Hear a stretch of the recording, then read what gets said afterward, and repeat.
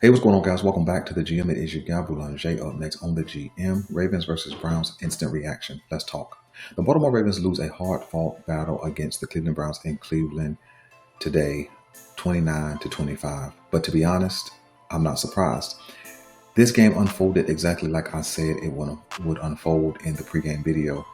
I stated that the Baltimore Ravens run game would have to be done by a collection of people to hit the 160-yard mark. I knew it would be a tough day running, and I knew it would take Derrick Henry, it would take Lamar Jackson, and Justice Hill to kind of make this run game go today. I said that Derrick Henry would not eclipse 100 yards today. He only touched a little bit over 70. Lamar Jackson under 50. Justice Hill was a non-factor.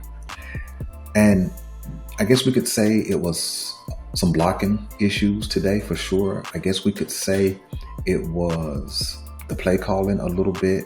And I guess we could just flat out say it was execution, right? When it comes to the pass game, when you look at Lamar Jackson's numbers, it's going to look pretty good. I think he was 23 for 38, a little over 60% or right at 60%. And 289 yards and 2 touchdowns, no interceptions. But nevertheless, when you really think about this game, first quarter all the way to the fourth quarter, this pass game, this offense as a whole was never really in sync. It never had symmetry. It never had a flow.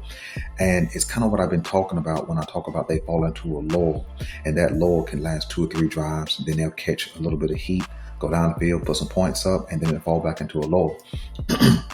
This game certainly would look much different if the Baltimore Ravens kicked the first field goal versus getting stopped on the 1-yard line, but it didn't happen. It would look much different if Justin Tucker hits I think it was like a 52, 55 yard or something like that. He missed that in the fourth quarter. And so that's 6 points that we weren't able to capture, which then would have, either one of those field goals would have put us in position to just kick a field goal and win the game at the end. And we just missed opportunities all day long. We had a lot of self-inflicted wounds. We had some false starts, self-inflicted. We had some holding penalties, self-inflicted. There was a couple of times where we hit a big play, but it was called back and nullified by a penalty. And so it was just off all game long. And I kind of figured it would be that way because it's a division rival. The Cleveland Browns know who Todd Monken is. The Cleveland Browns know who the Baltimore Ravens are. And they showed it today. And anytime you have, high level players, high caliber players, as far as talent, along with defense, it's always going to cause some problems for the offense. Myles Garrett and Zadarius Smith did not wreck the game, but their presence allowed other people to do some damage to this Baltimore Ravens defense. The secondary played pretty well. Again, although Lamar Jackson almost hit 300 yards, this secondary played really well. The linebacking group played really well, and they limited this Baltimore Ravens offense. Now, this is why you guys have been hearing me say, and I've been getting some pushback, you guys have been hearing me say, hey, the Baltimore Ravens need a number 1 wide receiver, or at least an upgraded wide receiver. For days like this, a number 1 wide receiver, or at least a really upgraded number 2, would allow Zay to fall more into his role. If the Baltimore Ravens would have gotten a number 1 wide receiver, it allows Zay to be a better number 2 and allows Bateman to be a better number 3. I think both of those guys are playing up out of the position that they really should be playing. Okay, so let's say Zay is the number 1 and we go and upgrade the number 2 spot. It still allows Rashad Bateman to play at number 3. But Zay was certainly playing, not being 100% today. And the truth of the matter is, if Zay is not full throttle, then everything leans more leans onto Rashad Bateman's plate. And I'm not sure if he can handle that number 1 workload, which is what we saw today. I think the tight ends played solid, not great, but solid. But as a whole, this offense was some trash. And so you lose. And so when we think about this defense, man, the offense did enough to win for the most part, but this defense, man, is some trash. And it played like trash from front to back today. Although the interior defensive line did limit the Cleveland Browns run game, they didn't get any pressure. They didn't make Jameis Winston work hard for anything. Yeah, they got a couple of sacks, but it didn't really have no impact. Jameis Winston was pretty clean today. He was dealing. And I told you that he would be. I told you that Jameis Winston has a gunslinger mentality. If you could get him to give you a couple of picks, you in good shape. I said, but if you don't, he does have an ability to get hot, and that's what we saw today.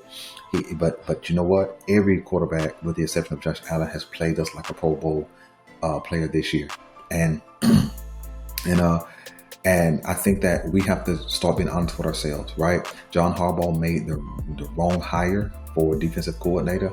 I'm not saying he should be fired. I'm not saying he shouldn't be a coach. I'm just saying it maybe was a little bit too soon for Zach Orr to take over this defense in a Super Bowl type window. This team cannot win a Super Bowl if this defense is this bad. And the truth is, we have 8 games of evidence that says they're this bad. We're the worst pass defense in the entire league, and that is with or without Marlon Humphrey. That's just the truth. And and thank goodness for the strip sack fumble, because if we don't get that, this game is a cakewalk for the Cleveland Browns. And so the question is, what are we going to do leading up to the trade deadline? We've heard a lot of rumors and a lot of players linked to the Baltimore Ravens. But the truth is, we need 2 or 3 players. We absolutely do. We still need an upgraded wide receiver. We do. I don't think we're going to get one, but we do. We need an upgrade at the edge rush position. I've said that for many, many weeks now. Part of what's wrong with the secondary is because we don't have a guy who can go get home by himself. We don't have a guy who can just line up, beat you off the snap, and take your quarterback down. We don't have that guy. When our guys get into sacks, right, it's simply because we make them hold the ball and we kind of run them into a sack. It's not because we're really just dominant up front and we're getting sacks. And so we need an outside pass rush. I think having an outside pass rusher, somebody who can be dominant, will help the interior pass rush, right? The question is, where is Madubuike, right? Oh, he gets a $100 million deal, and we hadn't seen him this year. He may have 1 sack. I'm not 100% sure. I didn't check his stats, but I hadn't heard much from him this year at all. Roger Washington, he's been hurt this year, but once he got his money, he also disappeared. And so, man, we didn't hear anything from our interior pass rush today. And I'm not saying they didn't get any push. I'm just saying, when you have a backup quarterback playing against you, when they don't have a clear-cut number 1 at wide receiver, then we shouldn't look this trash. We should not be giving up over 400 yards of offense to a backup quarterback who's not been a full-time starter for about 4 or 5 seasons. But we didn't play good, and we haven't played good all year. Let me finish doing what I'm doing right here. Let me go ahead and get on Roquan Smith. Roquan Smith has a tendency to pop that mouth off, but he needs to stay quiet until he show up. Yeah, he can get some tackles, but he has had no impact on this season. He hasn't.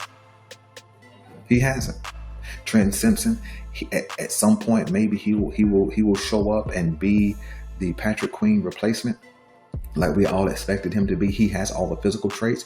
I don't know if they're not using him correctly. I don't know if they're not putting him in position to use that speed, but he absolutely does not have any impact on that defense side of the ball. You rarely ever hear his name called. I'm not saying he doesn't make a tackle or whatever. I'm talking about impact. I'm talking about a game-changing play. We don't see it. There was talks about putting him on the edge and letting him rush the passer with that speed. Man, we need to do something, because our defense is looking worse by the week. And then the secondary, right? We may have made the wrong pickup, taking Eddie Jackson over Justin Simmons. That's an EDC John Harbaugh decision. We certainly made a bad decision picking up Marcus Williams 2.5 years ago and paying him $70 million, because he has absolutely done nothing in a Baltimore Ravens uniform except stay hurt or look like trash when he's been healthy. Brandon Stevens looks like he forgot how to cover. And then there is no plays being made. And here's what's crazy, right? It's 2nd and 15. And instead of putting Jameis Winston and that offense in position to throw it short and making a tackle, you let him hit the whole 38 yards for a touchdown and put the game away. Man, it was like that the entire day, right? But that's a front to back problem. There was a 3rd and 9, right? What does Jameis do? Throw the ball for 9 yards exactly, first down. There was a 3rd and 7. What does Jameis Winston do? Throw the ball for 7 yards exactly and get a first down. There was many times where they were 3rd and something, and we just give it up. No team is afraid to throw the ball against us. Maybe they can't run against us, but they know if they drop back and get 2 to 3 seconds, they're gonna dime us up. It's just true. And so I don't know what EDC is gonna do, but at this point, this team is not a championship level team, because the offense tends to fall. Even when they look good and they put up a lot of points, they still tend to fall in lows for 2 or 3 drives in a row. This defense is no good. You got a lot of name brand talent, but they're playing like they hadn't been here before. So man, I got a lot more content for you this week, man. I got some trade videos coming. I'm going to put in an MVP race conversation this week, and then I'm gonna talk a lot more about this defense, EDC, John Harbaugh, and the whole bunch. I'm your guy Boulanger. This is the GM, and I'm out.